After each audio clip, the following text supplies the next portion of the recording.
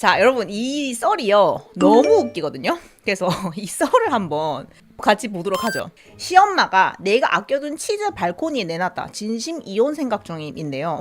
여기 MIL 이게 mother-in-law의 줄임말이거든요. 그래서 시어머니란 뜻이에요. Korean meal put my cheese out in the balcony. 시어머니가 내 치즈를 발코니에 놔뒀다. 이거 무슨 내용일까? 궁금스. 누가 내 치즈를 옮겼나? 이거를 치즈 사과라고 해요. 사과가 무슨 뜻이냐면 어떤 사건이 있었는데 지나간 사건인데 그게 약간 무리를 일으킨 그런 걸 우리가 사과라고 해요. 사과. 그래서 치즈 사과라고 해서 굉장히 유명한 스토리입니다. 최근에 올라온 내용인데 한번 읽어보겠습니다. 지난주에 코스트코에 가서 마스카포네, 리코타, 모짜렐라, 체다, 몬터레이제까지 완전 잔뜩 쇼핑을 했어. 치즈를 종류별로 막 산 거예요, 이 사람이. 그래서 티라미수 만들고 라자냐 해먹고 치즈 플레이트도 해먹고 그런 낙으로 살려고 진짜 오랜만에 장을 신나게 본 거거든? 근데 오늘 티라미수를 만들려고 보니까 냉장고에 치즈가 없어. 크게 쇼핑 완전 해가지고 막 설레이는 마음으로 막 이거 해가지고 뭐 먹고 막 이런 생각을 했단 말이야. 그랬는데 냉장고에 치즈가 없는 거야. 남편한테 물어봤지. 냉장고에 자리 만들려고 좀 옮겨놨나 보다 이렇게 얘기를 한 거예요. 그래서 냉장고를 싹 다 꺼내봤는데 없는 거예요. 알고 보니까 시어머니가 집에 와서 내 치즈를 싹 다 꺼내서 발코니에 놔두고 자기가 해온 김치랑 반찬을 전부 냉장고에 다 채워 넣은 거예요. 그래서 진짜 미쳐버린 줄 알았어. 이렇게 썼는데 이게 이제 그 치즈가 밖에 놔두면 금방 상해요. 왜냐면 치즈가 이미 약간 발효가 되고 약간 곰팡이 피기가 되게 쉬운 음식이거든요. 그래서 치즈는 유제품이어서 밖에 놔두면 다 상합니다. 그래가지고 이 시어머니가 집에 와가지고 그걸 다 밖에 놔둔 바람에 치즈 잔뜩 샀는데 그게 다 상한 거야. 그리고 한국 치즈 얼마나 비싼지 아시죠? 그러니까 이 외국인 며느리는 너무 열이 받은 거야. 뭔지 알지? 근데 이 며느리의 행동이 약간 우리 한국인 입장에서 약간 충격적이긴 해요. 그래서 뭐라고 했냐면 메시지를 보냈대요. 이거 다시는 가져오지 마세요. 그러니까 Don't ever bring your food 이렇게 한 거야. 그러면서 이 치즈 다 망가졌으니까 전부 변상해서 돈 내놔라 이렇게 얘기를 한 거야. 근데 솔직히 우리나라 입장에서는 아무리 시어머니가 좀 이렇게 노매너인 행동을 해도 문자로 다시는 네 음식 가지고 오지 마라. 그리고 돈 다 물어내라. 이렇게 하는 게 좀 솔직히 평범하지 않잖아요. 그래서 엄청 세게 얘기를 했대요. 그리고 김치랑 반찬 그 시어머니가 가져온 걸 전부 다 쓰레기통에 버렸대요. 약간 충격적이죠. 그리고 사진을 찍어서 시어머니한테 보냈대요.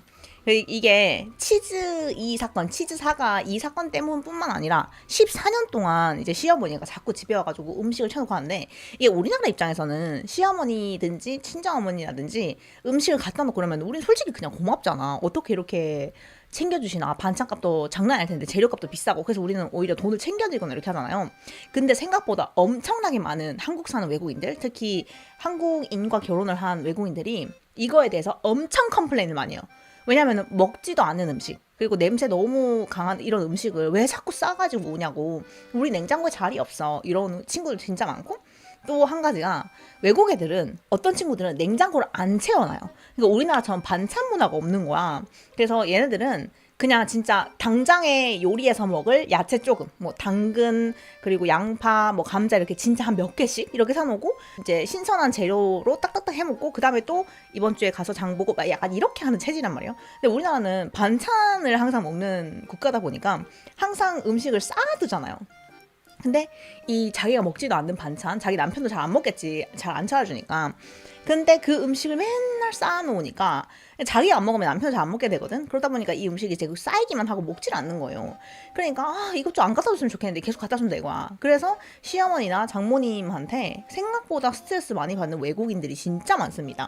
그러니까 우리 님도 밑반찬 싫어한다고 했잖아요. 한국인들도 싫어하는 경우가 있는데 외국인들이었으면은 좀 더 그게 강하게 있을 수 있겠지.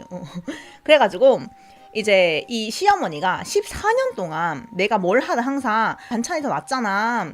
그리고 뭐 이거 몸에 안 좋아. 뭐 치즈는 살쪄 이러면서 이 미국 이 며느리가 뭘 하든지 간에 계속 이렇게 잔소리를 좀 했던 거예요.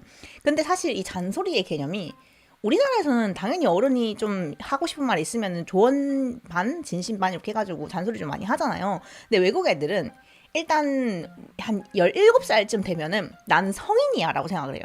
그러니까 나는 성인이고 니도 성인이다. 그럼 성인 대 성인으로 서로 대화를 하는 거지. 네가 뭔데 나를 충고를 하고 네가 뭔데 나 조언해. 약간 이렇게 생각하는 경우가 많아요.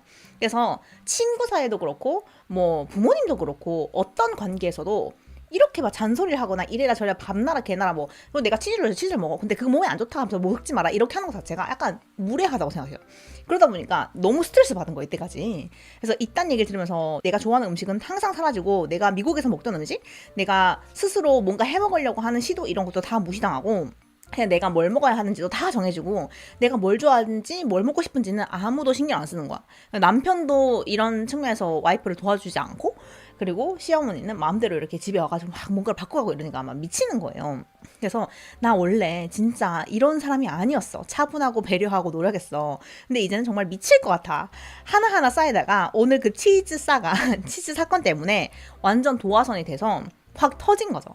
그래서 이제 미국으로 돌아가고 싶고 이제는 결혼을 못 하겠다는 생각밖에 안 들어라고 글을 쓴 거예요. 아, 근데 이 사건 이후로 댓글이 진짜 많이 달렸어요. 근데 나는 처음에 이 얘기를 듣자마자 와, 그래도 김치를 버린 거를 사진을 찍어서 시어머니한테 보낸다고? 아니, 너무 심한 거 아니야? 이거 시어머니 너무 상처받았겠는데? 약간 저는 그 생각부터 했어요. 그랬는데 그 제가 댓글창을 쫙 봤는데 댓글창이 전부 다 우리 시어머니도 똑같아 라고 엄청 댓글이 많이 달린 거예요. 어른 대 어른으로 대하는 것이 정말 필요한데 문화적으로 많이 부족한 부분이죠. 그러니까 우리가 약간 그 오지랖과 약간 사생활 침해 이런 게 우리나라에는 아직 그래도 나이 많으신 분들은 좀 익숙하지 않다 보니까 좀 더 그럴 것 같기는 해요. 그랬는데 이게 저는 그래 원래 시어머니들이 좀 그런 경향이 있으니까라고 생각했거든요. 그런데 남자들도 이런 비슷한 걸 느낀다는 거예요. 자, 이건 뭐냐면 나 이거 진짜 물어보고 싶어서 글 쓰는데 시부모님은 사람은 좋아. 나쁜 분들은 아니야. 근데 문제는 한 번 우리 집에 오면 기본으로 일주일 이상씩 보냄. 서울이 아니고 지방인데 그냥 여행 오듯이 우리 집에서 숙박. 내가 처음에는 이해하려고 했어. 근데 갈수록 우리 집에 손님이 되는 기분이야. 그러니까 본인이 자기 집이 아니라 자기가 이제 얹혀 사는 느낌. 손님으로 방문한 것 같다. 이렇게 느낀다는 거예요. 그리고 막 퇴근하고 집에 왔는데 침대에 막 누워 계시고 그러니까 내 침대에 얘네들은 자기 영역이 진짜 중요하거든요. 그래서 내 방에 다른 사람이 들어와서 막 누워있거나 이런 걸 상상을 못해요. 진짜 상상을 못해요. 예를 들면 제가 아티 집에 살 때 아티 엄마 방에 한 번도 들어간 적이 없어요. 왜냐면 아티 엄마 방이잖아. 내가 거기를 어떻게 들어가. 그리고 아티 엄마도 아티 방에 한 번도 들어온 적이 없어요. 그러니까 방 청소를 하고 이런 것도 정말로 뭐 물어보지도 않아 심지어. 왜냐면 그건 너무 고유한 아티의 방이고 내 방이니까 들어와서 청소를 한다든지 이거를 아예 안 하시는 거죠.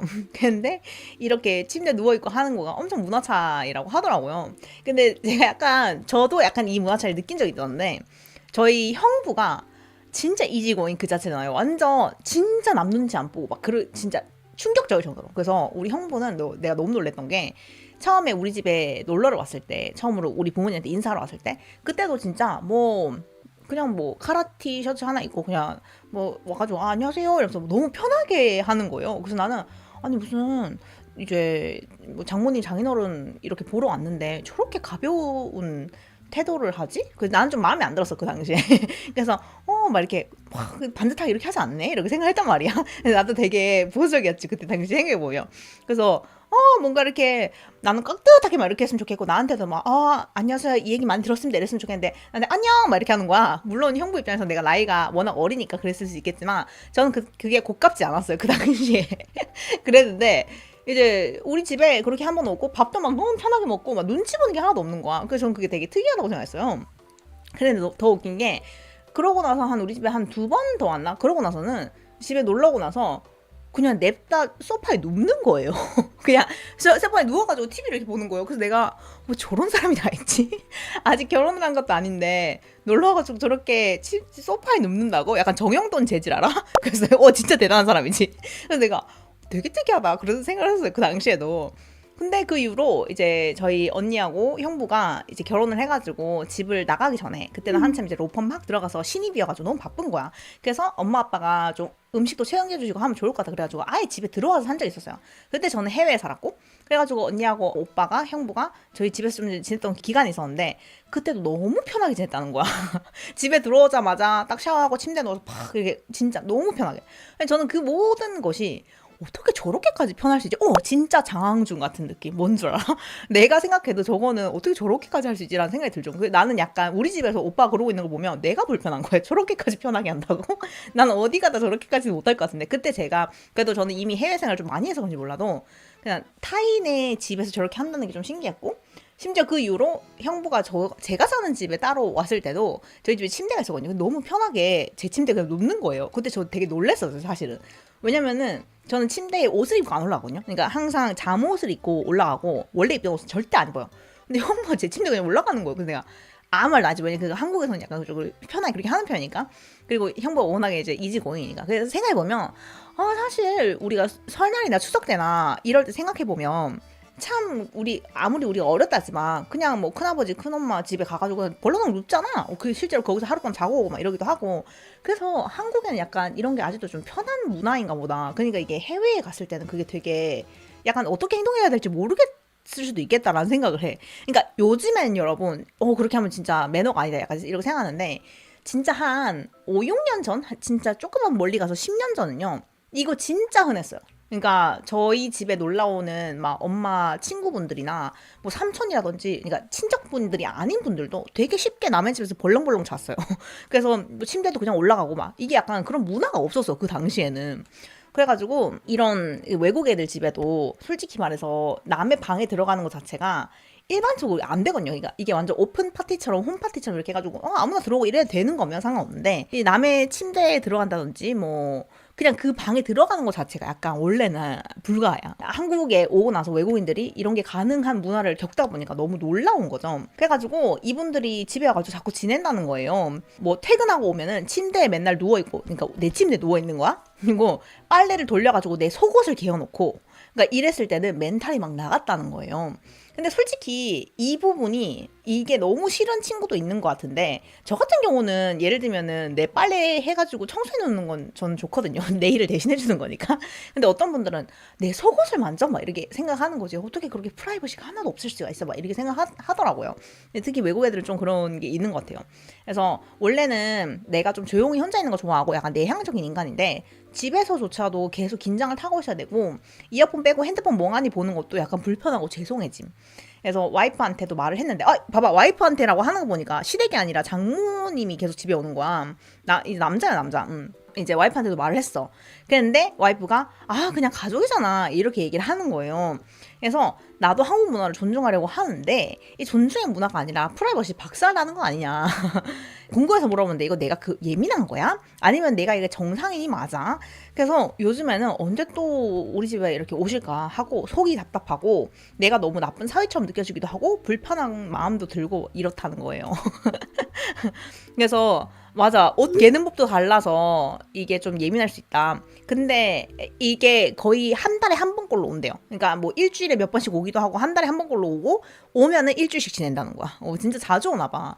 근데 저도 아티하고 둘이 살 때 저희 부모님이 오거나 이렇게 했을 때 아티는 절대 가족을 터치를 안 하기 때문에 막 불평불만을 한 적은 없었는데, 아티가 엄청 불편해 보였어요. 그러니까 부모님이 오거나 이렇게 하면은 어쩔 줄을 몰라 하는 약간 그런 느낌? 그래서 내가 뭘 저렇게 어쩔 줄을 몰라지? 우리 형부처럼 편하게 있으면 될 텐데.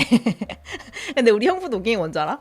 예를 들면은 저희 언니 집 있잖아요. 그러니까 언니 집에 엄마하고 아빠 오잖아. 그러면은 보통은 막 어쩔 줄 모르고 막 긴장을 하고 이러잖아요. 저희 형부는 진짜 그런 게 없어요. 그냥 소파에 누워서 뭐 웹툰을 본다든지 뭐 방에서 야구를 본다든지 하고 싶어 다 하거든. 근데 사실은 그게 서로 편해. 뭔지 알지? 나도 그냥 편하게 그냥 내가 할 거 하고, 그다음에 엄마나 아빠도 가가지고 그냥 내 집처럼 편하게 좀 지내고 이러면 되는데, 아티가 오히려 엄청 불편해. 어떻게 해야 될지를 모르겠고 막 이러는 거야. 그래서 방에서도 뭐 방이 이렇게 밖에서도 되나? 아니면 나가서 말이라도 해야 되나? 근데 한국어 딸리니까 무슨 얘기를 해야 되지? 말 엄청 불편한 거야.